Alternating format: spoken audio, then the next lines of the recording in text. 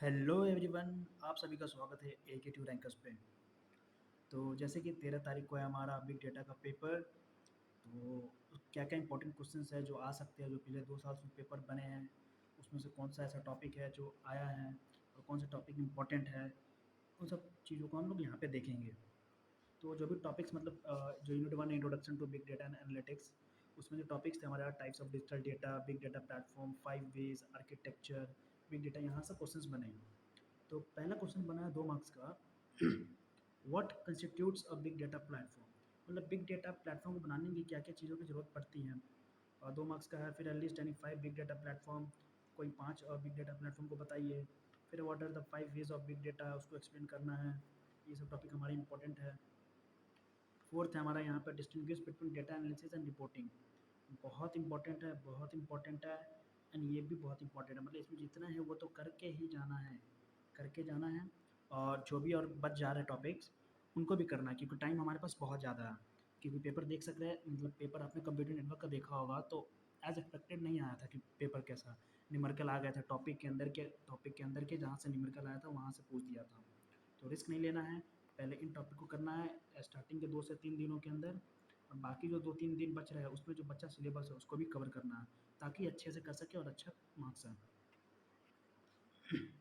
इसमें 5वां क्वेश्चन था elaborate various component of big data architecture के वेरियस कंपोनेंट को इलेबरेट करना है। 10 मार्क्स में आए थे, लेकिन हम लोग का जो पैटर्न चेंज हो गया था, इस बार 7 मार्क्स के होंगे पेपर। यूनिट 2 से है हडूप एंड मैप रिड्यूस। अब इसमें है कि अपाचे हडूप को बताइए, उसका रोल क्या है डेटा प्रोसेसिंग में। फिर 3 बेनिफिट बताइए मैप रिड्यूस का। और मैप रिड्यूस भी बहुत इंपॉर्टेंट है। What are the keys steps in developing a map reduce application, मतलब मैप रिड्यूस कुछ ज़्यादा ही इंपॉर्टेंट है इस क्वेश्चन में, आप देख सकते हो। और अपाचे हडूप। फिर यूनिट 3 से आता है SDFS एंड हडूप इन्वायरमेंट से। इससे कुछ ज़्यादा ही क्वेश्चन हैं यूनिट 3 से। हमारा है कि डिफाइन हार्टबीट इन HDFS में। हार्टबीट क्या होता है हडूप डिस्ट्रीब्यूटेड फाइल सिस्टम में हमारा। फिर कह रहा है डिफाइन डेटा रेप्लिकेशन इन Hadoop distributed file system. SDFS में हम लोग डेटा रेप्लिकेशन कैसे करते हैं। फिर कह रहा है कि फाइल साइज, ब्लॉक अब्स्ट्रैक्शंस, SDFS में सब क्या है उसको एक्सप्लेन कीजिए। फिर इधर बहुत ज़्यादा इंपॉर्टेंट क्वेश्चन है, कह रहा है how does SDFS store read and right files.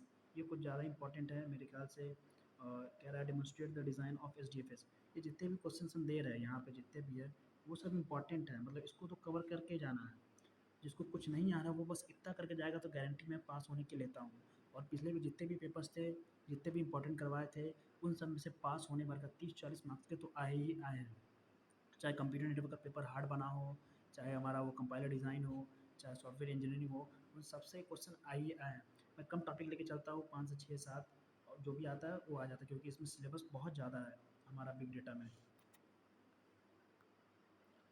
फिर है कि इसमें कह रहा है कि how does SDFS demonstrate the design, SDFS का डिज़ाइन बताना है हमको। बेनिफिट एंड चैलेंजेस बताना है SDFS के। और फिर हडूप क्लस्टर का सेटअप करना है, हाउ टू सेटअप करना। और क्लस्टर स्पेसिफिकेशन बताना हमको इसमें। यूनिट 4 में कुछ ज़्यादा ही टॉपिक है इसमें, देखो यान, नोएसक्यूएल, मोंगोडीबी, स्पार्क और स्केला हमारा। तो एक चीज़ बता दे रहा है, एक ये इंपॉर्टेंट है, एक ये इंपॉर्टेंट है, एक ये इंपॉर्टेंट है, एक ये इंपॉर्टेंट है, एक ये, मतलब एक क्वेश्चन यहाँ से, एक यहाँ से, एक यहाँ से, एक यहाँ से, एक यहाँ से। अगर आपको नहीं समझ आ रहा कि ये नहीं देखना है, तो आप इन टॉपिक को तैयार कर लेंगे, इनफ है यहाँ से। फिर भी देख लेते हैं कि क्या क्या टॉपिक है इसके अंदर। और 2 नंबर में आया था explain scheduler like fair scheduler and capacity scheduler. उनको डिफाइन करना, डिस्कस द आर्किटेक्चर ऑफ यान कंपोनेंट। देख रहे हैं यान बहुत इंपॉर्टेंट है। फिर कह रहा है कंपेयर करने के लिए नो एसक्यूएल को रिलेशनल डेटाबेस से। फिर डिफाइन कर रहा है नो एसक्यूएल को, तो मतलब बहुत ज़्यादा इंपॉर्टेंट है ये। और फिर कह रहा है कि जो भी मोंगोडीबी हमारा क्रिएट, अपडेट, डिलीट और जो भी ऑपरेशंस होते हैं क्या क्या होते हैं उसको एक्सप्लेन करने के लिए कह रहा है। फिर कह रहा है what are RDDs in Spark, Spark के अंदर आरडीडीज क्या होते हैं हमारे। और how do they enable fault tolerance, और कैसे वो इनेबल करेंगे फॉल्ट टॉलरेंस को, इसके बारे में है। मतलब हर देख रहे हर टॉपिक से क्वेश्चन है। फिर देखिए features of spark and how it integrated with Hadoop. Features of spark बताना और हडूप के साथ कैसे इंटीग्रेट होता है वो भी बताना हमको। और बहुत ज़्यादा इंपॉर्टेंट जो क्वेश्चन है वो है स्केला वाला, difference between Java and Scala. पहले तो आप स्केला के बारे में पढ़ लेंगे, उसके क्या क्या फीचर्स हैं, जावा को थोड़ा सा देख लेंगे क्योंकि डिफरेंस आता ही आता है। फिर जो हमारा यूनिट 5 से हमारा पिग, हाइव, एचबेस। इन तीनों से एक एक 7-10 नंबर के क्वेश्चन फिक्स है। पिक का वो पूरा डायग्राम बताना होगा, हाइप का डायग्राम और एचबीएस और उसका डेफिनेशन और उसके जो जो कंपोनेंट्स है उन सबको एक्सप्लेन करना पड़ेगा। तो 3 क्वेश्चन तो यहाँ से फिक्स बन गया है। और ये गारंटी के साथ कहता हूँ कि इन तीनों से आएँगे ही आएँगे, इन तीनों में से कोई ना कोई आएगा। अब जैसे कि देख सकते हो क्वेश्चन कैसे-कैसे पूछा है। पूछा what is Apache Pig? Grunt shell क्या होता है? ग्रंट सेल वो होता है जहाँ पे हम कमांड रन कराते हैं इसका। अब कह रहा है difference between pig and map reduce. Map reduce हम उधर पढ़े हैं, पिग से उसको कंपेयर कर देंगे। उसके बाद कह रहा है compare pig and map reduce versus SQL versus hype. एक क्वेश्चन आया था कि पिक पिक का मैप रिड्यूस के साथ कंपेयर करें, पिक का एसक्यूएल के साथ करें और पिक का हाइप के साथ कंपेयर करें। ये अलग-अलग क्वेश्चंस आए हुए हैं। मतलब एक ही क्वेश्चन के अंदर पूछ लिया था कि Pig versus map reduce, Pig versus SQL, Pig versus हमारा हाइप, ये पूछ लिया था। ये कब की है? पिछले साल की है। फिर कह रहा है एक्सपेंड हाइप क्यूएल। अब हाइप क्यूएल भी बताना है। हाइप क्वेरी लैंग्वेज जो हाइप के लिए हम यूज़ करते हैं, जो हमारा क्वेरी लैंग्वेज होता है, जो सिमिलर होता है हमारा एसक्यूएल से, उसको बताना है। ये एक तरह का लैंग्वेज है। और फिर आता है कह रहा है what is hype Meta store? Hype का मेटा स्टोर क्या है? Explain architecture of hype and data flow. Hype का आर्किटेक्चर और डेटा फ्लो समझाना है हमको। फिर कह रहा है व्हाट इज़ एचबेस? एचबेस को बताना है, compare with relational database management system से उसको कंपेयर करना है एचबेस को।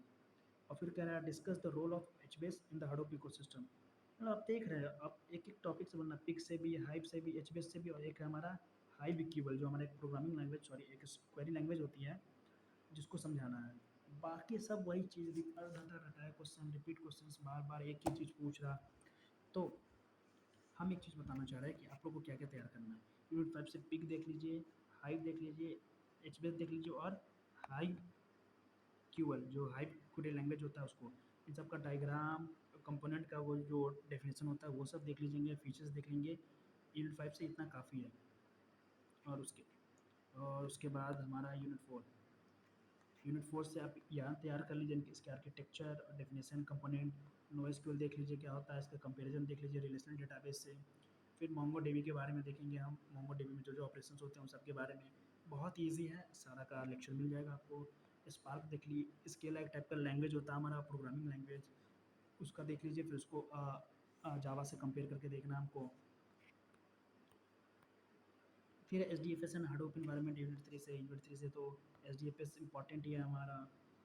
उसके बाद एच डी एफ एस में ये फाइल साइज, ब्लॉक साइज क्या होता है और कैसे डेटा स्टोर होता है वहाँ पे, इन सब चीज़ों को बताना है। एच डी एफ एस का डिज़ाइन कह रहा है, नहीं सिर्फ एच डी एफ एस से क्वेश्चन आया है इसमें। फिर है हमारा यूनिट 2 से हडूप और मैप रिड्यूस। हडूप और मैप रिड्यूस देखिए, हडूप से एक क्वेश्चन फिक्स है और मैप रिड्यूस से एक फिक्स है। अब उसके बाद इसमें ज़्यादा कुछ पूछा ही नहीं गया उतना। 10-10 नंबर में 3 क्वेश्चंस आए थे तीनों साल में। आर्किटेक्चर ऑफ मैप रिड्यूस पूछा, बेनिफिट ऑफ मैप रिड्यूस पूछा, अपाचे हडूप का एंड डेटा प्रोसेसिंग का उसका रोल पूछा। फिर what are the key steps in developing map, मतलब एक ही क्वेश्चन है। अगर देखा जाए तो बस थोड़े थोड़े चेंजेस उसमें करने होंगे। जाहिर सी बात है आपसे अगर what are the key step in developing map reduce application, develop करने में क्या क्या चीज़ें लगती हैं, जाहिर सी बात है आप मैप रिड्यूस का एक बनाएंगे कि इधर इनपुट होता है, फिर एक मैप फंक्शन होता है, इधर फिर रिड्यूस फंक्शन होता है, तो ये डायग्राम तो बनाएंगे, जाहिर सी बात है। तो एक टॉपिक तैयार कर लेंगे, आपका सब हो जाएगा। और यूनिट 1 से तो कहने की कुछ ज़रूरत नहीं है, क्योंकि आप डेटा एनालिटिक्स अगर पढ़े हैं तो उसमें सारा ये पढ़े होंगे कि बिग डेटा प्लेटफॉर्म्स क्या क्या होते हैं। 5 V's, हमारा 5 V's में आ जाता है वैरायटी, वेलोसिटी, वेरासिटी, वैलिडिटी, और एक होता है वॉल्यूम। इन सबको एक्सप्लेन कर देना है। फिर difference between data analysis and data reporting. Data analysis and reporting कैसे करते हैं बिग डेटा में वो बताना है। और बिग डेटा आर्किटेक्चर के डिफरेंट डिफरेंट कंपोनेंट्स को हमको इलेबोरेट करना है, मतलब उसको एक्सप्लेन करना है। तो यही चीज़ है पूरा ओवरऑल बिग डेटा में। टाइम है, हम तो जैसे कि अभी नोट्स में बनाया नहीं हूँ, तो आज बनाऊँगा तो शाम तक लेक्चर अपलोड होंगी। तो मैं उम्मीद करता हूँ कि आप लोग लेक्चर देखें और ज़्यादा से ज़्यादा शेयर करें अपने दोस्तों के साथ। और बात रही सब्सक्राइब करने की, तो it's all depends on you कि अगर आपका मन करता तो कीजिए, कोई फोर्स नहीं कर रहा हूँ। क्योंकि मैं बस ऐसे ही चाहता हूँ कि जैसे बहुत बच्चों का होता है कि लास्ट टाइम में कैसे पढ़े क्या नहीं, क्योंकि मेरे साथ भी प्रॉब्लम होती थी जब मैं बीटेक करता हूँ, अभी भी कर रहा हूँ मैं। तो मुझे बहुत प्रॉब्लम होती है कभी-कभी कि जैसे पहले होती थी जब मैं फर्स्ट ईयर और सेकंड ईयर में था, थर्ड ईयर के स्टार्टिंग में भी मुझे बहुत प्रॉब्लम होती थी। तो मैंने ये सब नोट्स जब हम सेकंड ईयर के फोर्थ सेमेस्टर में गया, तब से ऐसे नोट्स बनाने शुरू कर दिए। क्योंकि मैंने जब एनालिसिस किया कि जो भी पेपर्स आते हैं वो पीवाईक्यू से ज़्यादा आते हैं, क्योंकि इसमें कुछ एक फ़िक्स टाइप के क्या बोलते हैं कि फ़िक्स्ड है हर चीज़, कुछ नया चेंजमेंट होता नहीं है। हाँ, जैसे अब कंप्यूटर नेटवर्क का पेपर, कल का पेपर बहुत ज़्यादा हार्ड आ गया था, तो ये सब चीज़ें कभी-कभी होती हैं, लेकिन फिर भी इतना मैंने कराया था कि जो बच्चे पढ़ के गए होंगे, वो तो डेफ़िनेटली अच्छे करके ही आए होंगे। मैं मानता हूँ कि 1-2 क्वेश्चन छूट गए होंगे, यूनिट 1 से सेक्शन ए से कुछ-कुछ छूटे होंगे, लेकिन पूरा क्वेश्चन नहीं छूटा होगा। जो जो लोग टेलीग्राम से जुड़े होंगे, उनको क्रिप्टोग्राफ़ी का भेज दिया था, ये सब वो कर लिए होंगे। तो चलिए फिर मिलते हैं, शाम को लेक्चर अपलोड हो जाएँगी। मेरे ख़्याल से अगर मैं नोट्स बना पाता हूँ तो, नहीं तो कल से डेफ़िनेटली सारे चीज़ के एक-एक प्रॉपर दिन में 2 लेक्चर्स आपको मिल जाएँगे।